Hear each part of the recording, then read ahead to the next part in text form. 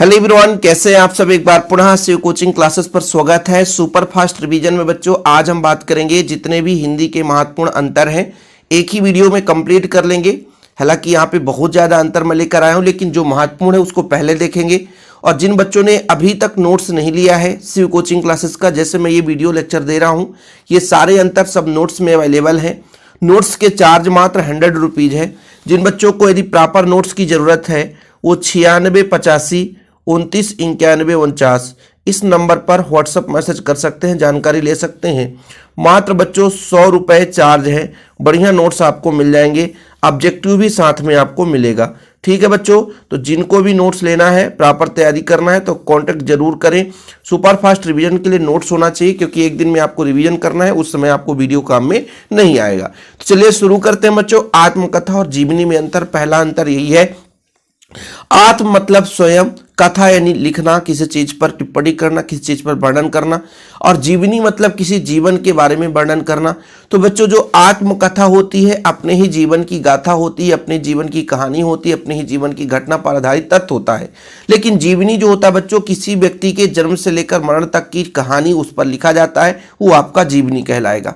तो ये चीज आपको, आत्मकथा मतलब स्वयं के द्वारा जो लिखी गई कथा है वो आत्मकथा है, यानी अपनी गाथा है बच्चों। लेकिन जीवनी जो है किसी महान पुरुष के बारे में जीवन की गाथा होती है। जो आत्मकथा है व्यक्ति स्वयं के बारे में लिखता है, जो जीवनी है बच्चों वो अपने स्वयं के बारे में नहीं बल्कि दूसरे व्यक्ति के बारे में लिखता है। आत्मकथा अपने जीवन पर आधारित घटना होती है ना, मतलब किसी एक घटना पर लिखा जाता है। लेकिन जीवनी जो है ना, किसी महान पुरुष के जन्म से लेकर के मृत्यु तक के जीवन की जो भी घटनाएं हैं वो सारी चीजें लिखी जाती है।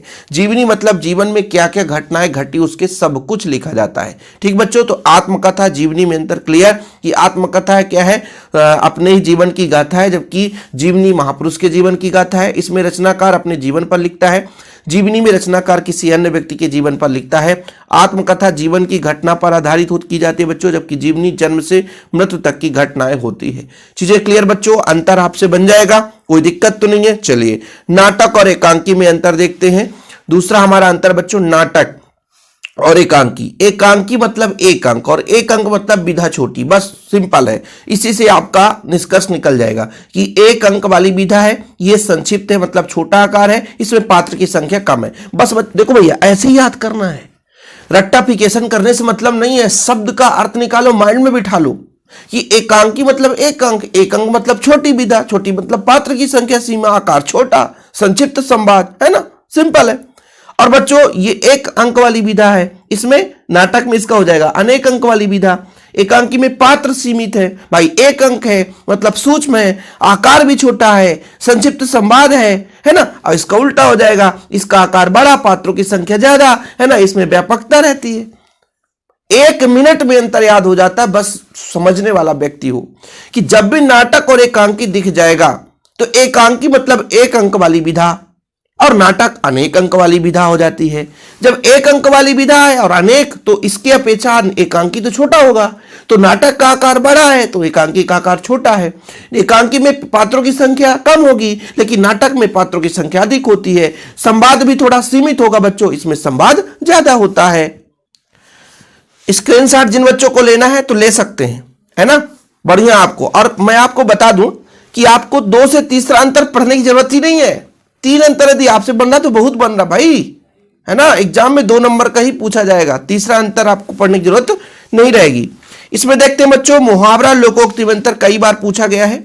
देखो बच्चों, सबसे पहले मुहावरा छोटा है और लोकोक्ति बड़ा है, क्योंकि मुहावरा वाक्य का एक छोटा सा अंश है, लेकिन लोकोक्ति एक पूरा वाक्य है। मतलब इसका स्वयं पर अर्थ नहीं निकल पाता, किसी से जब जोड़ेंगे तभी अर्थ निकलेगा। लेकिन लोकोक्ति जो है वो अपने आप में पूरा अर्थ निकालता है। अब इतना यदि आपने समझ गया तो खत्म, बन गया। देखो भाई, मुहावरा छोटा है मतलब वाक्य का अंश है, इसलिए वाक्यांश कहते हैं। लेकिन लोकोक्ति जो होता है पूर्ण वाक्य होता है बच्चों। क्या होता है? पूर्ण वाक्य होता है। ठीक है, यहां पर बच्चों मुहावरा विकारी होते हैं परंतु लोकोक्ति अविकारी होते हैं। ये याद ना हो तो चलो छोड़ दो। मुहावरे का प्रयोग स्वतंत्र रूप से नहीं किया जा सकता। देखो ना, मैंने कहा ना, वाक्य का अंश है, जब तक ये वाक्य में नहीं जुड़ेगा तब तक इसका पूर्ण अर्थ नहीं निकलेगा, इसलिए कहते हैं इसका स्वतंत्र प्रयोग नहीं हो सकता।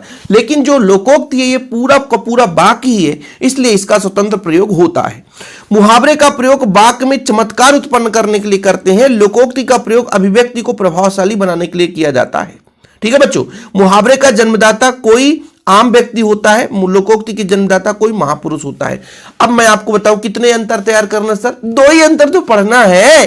तो मुहावरा वाक्य का अंश है, वाक्य का छोटा रूप है, लोकोक्ति पूरा वाक्य है। मुहावरा स्वतंत्र नहीं रह सकता जब तक किसी वाक्य के साथ नहीं जुड़ेगा, लेकिन लोकोक्ति अपने आप में स्वतंत्र रूप में होता है। मुहावरे से चमत्कार उत्पन्न होता है बच्चों, है ना, वाक्य में जैसे वो जुड़ता है तो वाक्य का चमत्कार उत्पन्न करता है, लेकिन लोकोक्ति जो है वो प्रभावशाली बनाता है। ठीक है, मुहावरे को हम आम व्यक्ति के द्वारा उसको हम जन्मत कर सकते हैं, लेकिन यानी जन्मदाता आम व्यक्ति हो सकता है। लेकिन बच्चों महापुरुष के बारे में ही लोकोक्ति के बारे में घटना लिखते हैं, लेकिन इसको आप ना पढ़ो। 2 अंतर तो वैसे भी बन गया सर, एक वाक्य का अंश मुहावरा और संपूर्ण वाक्य लोकोक्ति, है ना, सही है कि नहीं। मतलब दूसरा आप लिखोगे कि मुहावरा स्वतंत्र रूप से प्रयोग नहीं कर सकते, लोकोक्ति का प्रयोग स्वतंत्र रूप से होता है। मुहावरे के प्रयोग से वाक्य में चमत्कार उत्पन्न हो जाता है ना, चमत्कार। ठीक है, या आप कह सकते हो बच्चों एक मतलब जो सब वाक्य है उसका सौंदर्य हो जाता है, मतलब सुंदरता बढ़ जाती है। लोकोक्ति का प्रयोग अभिव्यक्ति को प्रभावशाली बनाने के लिए, है ना। चलिए, तो आपके पास कितने अंतर, 2 अंतर याद होने चाहिए। आगे चलते हैं, आपका राष्ट्रभाषा और राजभाषा। देखो बच्चों, राष्ट्रभाषा जो होता है वो संविधान द्वारा स्वीकृत पूरे देश के लिए बोली जाने वाली भाषा होती है, राष्ट्रभाषा, है ना। लेकिन जो राजभाषा बच्चों, इसको हम सरकारी कामकाज के लिए करते हैं। इसका क्षेत्र व्यापक होता है, राजभाषा का थोड़ा सा क्षेत्र सीमित होता है। अन्य देशों में यह अन्य देशों से संपर्क स्थापित करता है, यह अन्य राज्यों से संपर्क स्थापित करता है। मतलब जैसे जो राष्ट्रभाषा होता है, हम दूसरे देश से जो संपर्क करते हैं अपने राष्ट्रभाषा के आधार पर करते हैं, लेकिन राजभाषा बच्चों अपने देश के अंदर ही भाषाओं का विनिमय है। ठीक है, तो पहला तो अंतर ये होगा कि राष्ट्रभाषा पूरे राष्ट्र की संपूर्ण भाषा को राष्ट्रभाषा कहते हैं, संविधान द्वारा जो स्वीकृत किया जाता है। और बच्चों जो सरकारी कामकाज के लिए करते हैं उसका हम राजभाषा, उसको राजभाषा कहते हैं।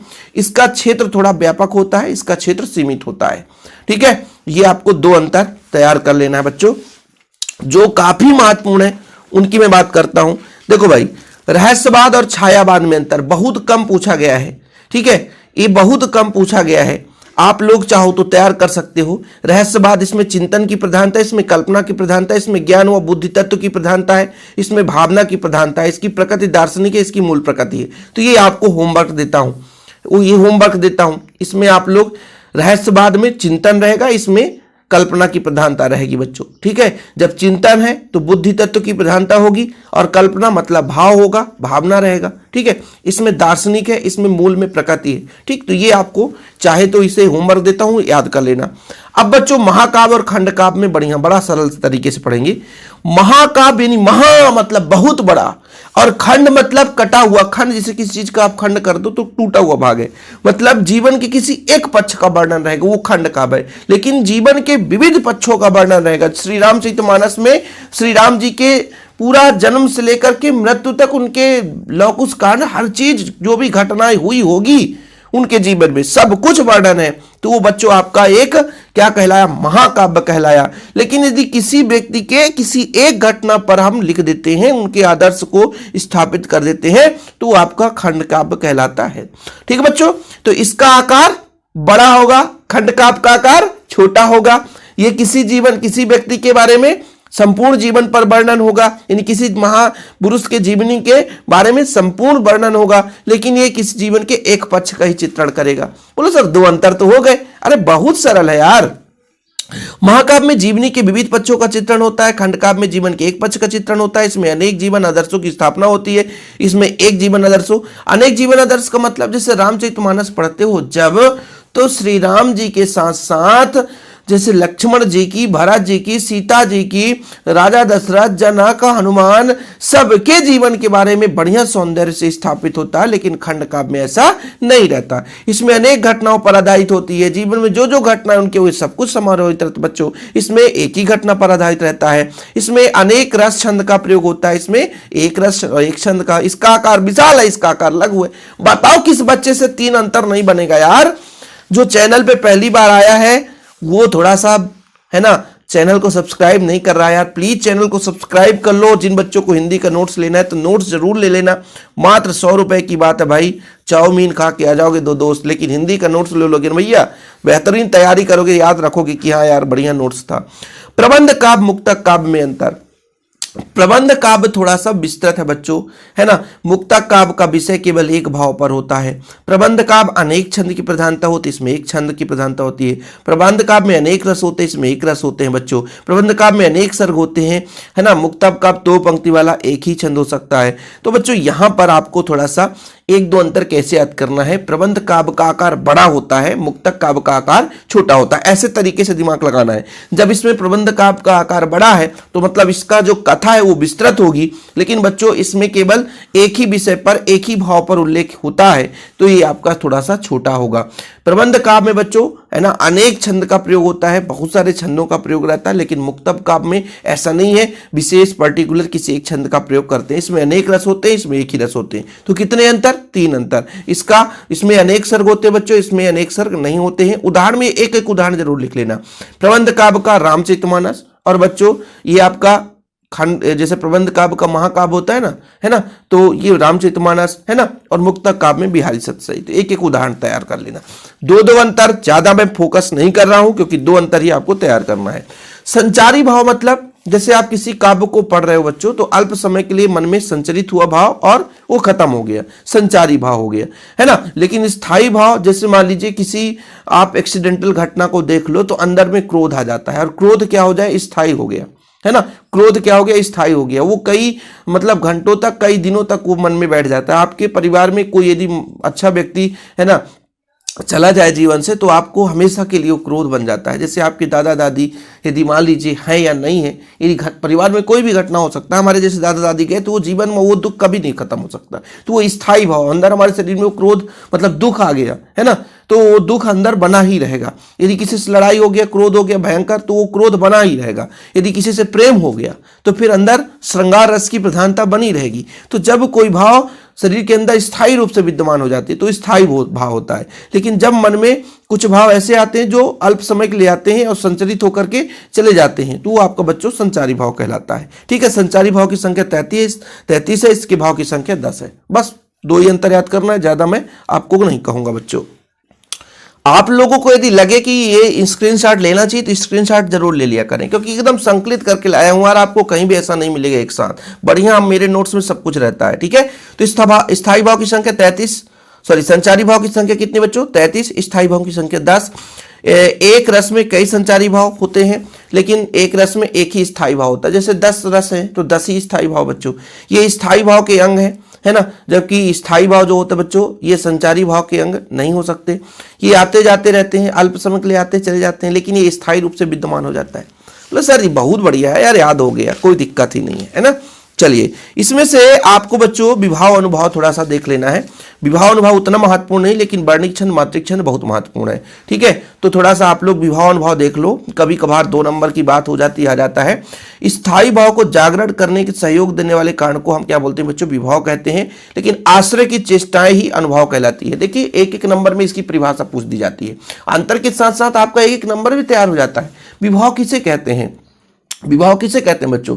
जो स्थायी भाव होते हैं उनको जागरण करना है, उनको सहयोग करना है। इसके मतलब इसके 3 प्रकार हो, आश्रय, आलंबन, उद्दीपन, है ना। लेकिन इसके बच्चों अनुभव के कायिक अनुभव, सात्विक अनुभव। अरे एक चीज और है भैया, अनुभव की कहीं कहीं 4 प्रकार भी देखने को मिल जाता है, 2 प्रकार भी। आप जैसे अनुभव के प्रकार लिख दो, जैसे विभाव में आप प्रकार लिखोगे आश्रय, आलंबन, उद्दीपन, तो अनुभव में आप लिख देना कायिक अनुभव, सात्विक अनुभव, है ना, वाचिक अनुभव, ऐसे 4-5 और मिल जाएंगे, गूगल में सर्च करोगे 7-8 मिल जाते हैं। तो विभाव आप लोग ये समझोगे कि स्थायी भाव को जो उद्दीप्त करते हैं, स्थायी भाव को जो सहयोग करते हैं, स्थायी भाव को जो बल देते हैं, वो विभाव कहलाते हैं। लेकिन आश्रय की चेष्टाएं, जो चेष्टा होती है, वो अनुभव कहलाता है बच्चों। ठीक है, एक एक नंबर वाला क्वेश्चन पूछा जा सकता है ना, ये आप तैयार कर लेना। वर्णिक छंद मतलब जिसकी गणना हम वर्णों के आधार पर करते हैं वो वर्णिक छंद कहलाता है, और जिसकी गणना हम मात्राओं के आधार पर करते हैं बच्चों, यानी कोई भी काव्य रचना करते हैं तो मात्राओं के आधार पर उसकी गणना की जाती है, तो आपका मात्रिक छंद, और वर्णों के आधार पर जो करते हैं बच्चों तो वर्णिक छंद। बिल्कुल एक एक मिनट में अंतर याद हो गया। जिन छंदों की रचना वर्णों की गिनती के आधार पर होती है वर्णिक छंद, जिन छंदों की रचना मात्राओं के आधार पर होती है बच्चों मात्रिक छंद। एग्जाम्पल में मालिनी, शिखरणी, सवैया आदि ये क्या बच्चों वर्णिक छंद है। दोहा, सोरठा, रोला, चौपाई। दोहा, सोरठा, रोला। दोहा का उल्टा सोरठा है, ये कई बार ऑब्जेक्टिव में पूछा गया है। सोरठा का उल्टा दोहा है, दोहा का उल्टा सोरठा है। ठीक है, चौपाई में कितने कितने मात्रा होते हैं ये चीज पूछा गया है, तो आप लोग तैयार जरूर कर लेना। ठीक है बच्चों, कोई दिक्कत? चलिए आगे चलते हैं। दृश्य काव्य और श्रव्य काव्य। दृश्य काव्य का मतलब जिसे हम देख सकते हैं, अभिनय देख करके सुन करके करते हैं, लेकिन श्रव्य काव्य मतलब केवल और केवल सुन करके, है ना। देखो भाई, दृश्य काव्य में अभिनय देखकर रस की अनुभूति होती है, मतलब आनंद प्राप्त करते हैं, लेकिन श्रव्य काव्य को पढ़कर या सुनकर ही रस प्राप्त कर सकते, देख नहीं सकते। इसमें नाटक, गीत, नाट्य एवं एकांकी आते हैं, इसमें सभी प्रकार की रचनाएं आती हैं। भाई किसी रचना को, नाटक की रचना है, उसको यदि हम पढ़ लें, किताब में लिखा हुआ है, तो भाई उसको हम पढ़ सकते हैं कि नहीं? बिल्कुल पढ़ सकते हैं सर, है ना। लेकिन एक चीज ये भी है ना यार, कि वो उसको श्रव्य काव्य के अंतर्गत कब करेंगे? जब वो उसका अभिनय किया जाएगा, रंगमंच में उसको प्रस्तुत किया जाएगा, तभी हम उसको देख सकते हैं, उसका अभिनय, और उसके रस का अनुभूति कर सकते हैं। तो दृश्य काव्य का सिंपल है कि ऐसे काव्य जिसका आनंद हम देख करके, है ना, रस का अनुभव करते हैं, वो आपका श्रव्य काव्य कहलाता है, दृश्य काव्य सॉरी। और जिसको पढ़कर या सुनकर प्राप्त करते हैं वो आपका बच्चों श्रव्य काव्य है। मतलब दृश्य काव्य में अभिनय देखेंगे तभी मजा आएगा, जैसे नाटक, गीत, नाटक, एकांकी आदि, इसमें अभिनय प्रधान होता है, यानी दृश्य काव्य में अभिनय जरूरी है, लेकिन बच्चों इसमें आपका अभिनय प्रधान नहीं रहता है। ठीक है, तो याद हो गया, मन में आपको रिवीजन करा रहा हूं, वैसे भी आप लोग बहुत होशियार हो, आप लोग पूरा पढ़े भैया। चलिए इसके बाद हम बात करते हैं बोली और भाषा में अंतर। बोली का आकार छोटा है, एक छोटे से क्षेत्र में बोला जाता है बच्चों, बोली है। भाषा जब इसका आकार बड़ा हो जाता है, विस्तृत हो जाता है, तो भाषा विस्तृत हो जाता है बच्चों, बड़ा आकार ले लेता है। बोली की कोई साहित्य नहीं रहती है, लेकिन भाषा साहित्य होती है। जैसे मालवी, निवाड़ी ये बोली है, बुंदेलखंडी, बघेली ये बोली है बच्चों, लेकिन वहीं पर जब हिंदी की बात करते हैं तो हिंदी एक हमारा भाषा बन गया, है ना, अंग्रेजी हमारा एक भाषा बन गया, संस्कृत हमारा एक भाषा बन गया, उसमें साहित्य भी होता है बच्चों। ठीक है, तो इसकी मात्रा मतलब बहुत विस्तृत होता है बच्चों इसका आकार, लेकिन इसमें आकार इसका छोटा होता है। तो बताओ किसी से याद हुआ कि नहीं बोली और भाषा में अंतर? देखो भाई, बोली का आकार जो क्षेत्र सीमित है, किसी विशेष क्षेत्र में बोला जाता है। जैसे मध्य प्रदेश में बहुत सारे बोली हैं, मैंने बताया ना, मालवी, है ना, निमाड़ी, बघेली, बुंदेलखंडी, ठीक है, और आपके इधर जो भी हो तो बताना बच्चों, है ना। और बाकी भाषा थोड़ा सा विस्तृत है ना, बोली में कोई साहित्य नहीं रहता, भाषा में अपना साहित्य होता है। ठीक है, कोई दिक्कत तो नहीं बच्चों। बोली जो है भाषा में समाहित नहीं हो सकती। देखो बोली में भाषा, अच्छा ये बोला गया है बोली का बड़ा रूप भाषा है, तो बोली भाषा में जा सकता है, लेकिन भाषा बोली में नहीं आ सकता है। भाषा के अंतर्गत कई बोलियां बोली जाती हैं, जैसे हमारे मान लीजिए मध्य प्रदेश की राजभाषा हिंदी है, माना की, तो हिंदी के अंदर बहुत सारे, हम जैसे आपको पढ़ा रहे हैं तो शुद्ध हिंदी में पढ़ा रहे हैं, लेकिन हमारी बोली अलग है। हम बुंदेलखंड के अंतर्गत आते हैं, बघेल के अंतर्गत, बघेलखंड, तो बघेलखंड के अंतर्गत आते हैं तो बघेली बोलते हैं, सही है कि नहीं? ठीक है बच्चों, तो बोली जो है आकार में छोटा है, भाषा आकार में बड़ा है, विस्तृत है, इसमें अपना साहित्य नहीं होता, इसमें अपना साहित्य होता है। दो यदि बढ़िया तैयार कर लिए एग्जाम्पल के तौर पे, जैसे मान लीजिए बघेली, बुंदेलखंडी ये आपके बोली है, लेकिन भाषा हिंदी क्या है? हिंदी, संस्कृत, इंग्लिश ये भाषा है बच्चों। भाषा और विभाषा, देखो भाषा किसी विभाषा का अनेक विभाषाओं का विकसित रूप है। अब जैसे बोली से थोड़ा सा आकार बड़ा है, जैसे मान लीजिए बोली और भाषा आपसे बन रहा है ना, बोली और भाषा, तो आपसे विभाषा और भाषा बन जाएगा। बोली के स्थान पर विभाषा लिख दो बस, बाकी वही है बच्चों कि विभाषा किसी बोली या कई एक बोलियों का विकसित रूप है। जैसे ही बोली का बड़ा रूप देखते तो विभाषा कहलाता है, और विभाषा को हम मिला देते तो भाषा बन जाता है। विभाषा बच्चों, विभाषा का क्षेत्र भाषा के क्षेत्र की तुलना में सीमित है, आकार छोटा होगा, क्षेत्र भी सीमित होगा। विभाषा बच्चों, विभाषा का जो बड़ा आकार है वो भाषा बनाता है, तो भाषा का क्षेत्र तो विभाषा से बड़ा ही होगा, सिंपल है। राजकाज एवं शासन की भाषा नहीं हो सकती है विभाषा, न बोली की न विभाषा की, इसकी राजकाज कामकाज नहीं हो सकता, लेकिन भाषा का होता बच्चों। ठीक है, राजकाज शासन में जो प्रयुक्त भाषा है वो आपका है ना बड़े क्षेत्र में होता है, और जो भाषा है जैसे हिंदी है उसको राजकाज में शासन के विषय में इसका हम प्रयोग कर सकते हैं। ठीक है बच्चों, विभाषा में साहित्य की विभिन्न विधाओं में समुचित विकास नहीं होता है, लेकिन इसमें साहित्य की विकास होता है। बताया ना यार, बताया ना कि विभाषा की जगह बोली लिख दो, खत्म। कि बोली का परिष्कृत रूप, बोली का विकसित रूप ही विभाषा कहलाता है। लेकिन विभाषाओं का अनेक तरीके से, मतलब एक तरीके से विस्तृत यदि कह सकते हैं कि जैसे बोली का विस्तृत रूप विभाषा है, विभाषा का विस्तृत रूप भाषा है बच्चों, है ना। विभाषा में साहित्य नहीं होता, भाषा में साहित्य होता। विभाषा का प्रयोग सरकारी कामकाज के लिए नहीं होता, भाषा का प्रयोग सरकारी कामकाज के लिए होता है। बस, ज्यादा ही नहीं है ना। तो कुछ है ही नहीं भाई, जिनको नोट्स लेना, नोट्स में सारा चीज है। अरे अरे अरे अरे अरे, बोली और राजभाषा। अब बोलो सर, छोटे से घर में बोले जाने वाली, छोटे से क्षेत्र में बोले जाने बोली है, और राजभाषा का प्रयोग संपूर्ण राज्य में होता है। इसमें लिखित रूप में नहीं होता, कोई लिखित नहीं, संस्कृत साहित्य नहीं होते बच्चों, लेकिन इसमें लिखित रूप में प्रचुरता रहता है, लिखित प्रयोग किया जाता है। इसका सरकारी कामकाज लिए प्रयोग नहीं होता, राजभाषा का सरकारी कामकाज के लिए प्रयोग करता है। बस खत्म, हम ज्यादा समय नहीं लेंगे भाई। मातृभाषा, राष्ट्रभाषा। मातृभाषा मतलब क्या होता बच्चों? जो घर में हम सीखते हैं, है ना, प्रारंभिक जो शिक्षा होती है वो मातृभाषा से होती है। मातृभाषा किसी व्यक्ति के जन्म स्थान की भाषा है, मतलब जहां हम जन्म लेते हैं, जो हम प्रारंभ में सीखते हैं वही मातृभाषा है। लेकिन राष्ट्रभाषा बच्चों संपूर्ण राष्ट्र की भाषा है ना। इसका आकार छोटा होता है, इसका आकार बड़ा होता है। इसमें आपका बच्चों मातृभाषा की लिपि भिन्न हो सकती है, लेकिन इसकी लिपि निश्चित रहती है। ठीक है, ये आपके संविधान में ये भाषा प्रयोग नहीं होता, लेकिन संविधान में अदालत में लिखित भाषा बच्चों। ठीक, चलो सुपर फास्ट। अब इसके बाद दो अंतर और रह गए थे प्रारंभ में, जिसे हमने छोड़ा था। ठीक है बच्चों, बाकी आप लोगों के पूरे हो चुके हैं। नोट्स जरूर ले लेना भाई। हाँ, संस्मरण रेखा चित्र में अंतर दे। चलो भाई, रेखा चित्र मतलब जैसे मान लीजिए कोई रचना है, उसको आप पढ़ो तो सीधा चित्र सा आपके मन में आ जाए, तो रेखा चित्र कहलाता है। ठीक है, संस्मरण किसी घटना पर आधारित होता है, रेखा चित्र किसी व्यक्ति पर आधारित होता है बच्चों। संस्मरण कोई घटना है और रेखा चित्र किसी व्यक्ति पर आधारित है। संस्मरण की शैली वर्णनात्मक और विवरणात्मक रहता है, वर्णन होता है ज्यादा और विवरण भी रहता है बच्चों। लेकिन रेखा चित्र में देखो, रेखा चित्र की शैली चित्रात्मक ही होती है। ठीक है, संस्मरण में विषय का आत्मीयता का पूर्ण वर्णन रहता है, लेकिन रेखा चित्र में व्यक्ति के व्यक्तित्व एवं चरित्र की आत्मीयता का पूर्ण वर्णन रहता है। संस्मरण में लेखक की घटना से निकट का संबंध रहता है, रेखा चित्र में लेखक तटस्थ रूप से अपनाता है, मतलब किसी व्यक्ति के बारे में लिखता है तो तटस्थ रूप अपनाएगा, गलत नहीं कर सकता है। ठीक है, लेकिन संस्मरण में व्यक्ति किसी घटना पर आधारित लिखता है बच्चों। तो ये इसको भी रिवीजन कर लेना आप लोग, है ना, स्क्रीनशॉट ले लो। बाकी जिन बच्चों ने नोट्स नहीं लिया है तो नोट्स आपको लेना ही पड़ेगा। उपन्यास और कहानी में अंतर। उपन्यास का आकार बड़ा होता है, कहानी का आकार छोटा होता है। जब बड़ा आकार है, अब यदि आकार बड़ा, अब ऐसे आकार कैसे याद करोगे सर? उपन्यास में 1 2 3 4 5, 1 2 3, वाह, बड़ा कौन है? यही है, देखो ना, उ पा ना या सा, कितने? 5 है, इसमें 3 है। आकार बड़ा कौन होगा? उपन्यास होगा। मैं तो अपने बचपन की कहानी का बता रहा हूं भाई, मैं ऐसे याद करता था। अब ऐसे याद है तो फिर मैं बना लूंगा। इसका आकार बड़ा है तो इसका आकार छोटा होगा। इसमें पात्र की संख्या अधिक होगी, इसमें पात्र की संख्या कम होगी। इसमें संवाद की व्यापकता होगी, संवाद में संक्षिप्तता होगी। इसमें कथा वस्तु का आकार व्यापक होगा, इसमें संक्षिप्त होगा बच्चों, है ना। प्रेमचंद के अनुसार उपन्यास एक बगीचा है, लेकिन कहानी एक बगीचे की गुलदस्ता है। ठीक है बच्चों, कहानी इस बगीचे की गुलदस्ता है। इसको कई बार पूछा गया है। प्रेमचंद के उपन्यास एक बगीचा यानी बड़ा सा रूप है, लेकिन उसी में से एक गुलदस्ता फूलों का गुच्छ बना लिया जाए तो कहानी हो जाता है बच्चों। ठीक, गोदान प्रेमचंद का एक उपन्यास है, गोदान। ठीक है, हार की जीत सुदर्शन कृत एक कहानी है।